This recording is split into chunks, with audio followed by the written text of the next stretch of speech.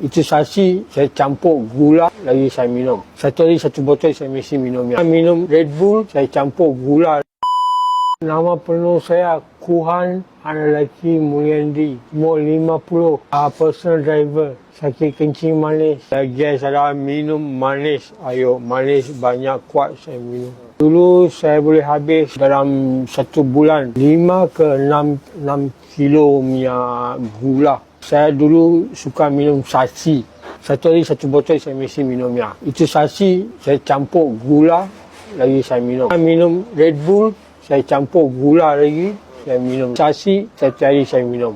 Makan memang saya tak kontrol. Minum arak, tiap-tiap hari saya dah minum. Dulu saya tak minum bir semua. Saya minum satu botol whisky. Whisky satu botol, satu malam tu saya boleh minum habis. Itu satu botol whisky, 4 orang, 5 orang boleh minum. Tapi itu saya minum 1 orang. Malam minum baru saya boleh tidur. Lepas tu saya sudah kenal ini, saya sudah tinggal itu minum. Ini sudah 5 tahun lebih lah. Saya sudah totally sudah cut. Semua sudah tinggal saya lah.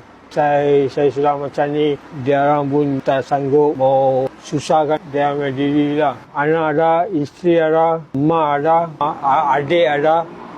Semua sudah tinggal saya. Terpaksa urus sendirilah. Macam mana pun terpaksa pasal tak ada siapa pun. Sedih habis, fikir, dah sakit hati banyak. Dia bukan pasal kaki lah, pasal family semua saya tinggal pergi. Ini kaki punya sakit, saya boleh terima lagi. Itu sakit, saya tak boleh terima.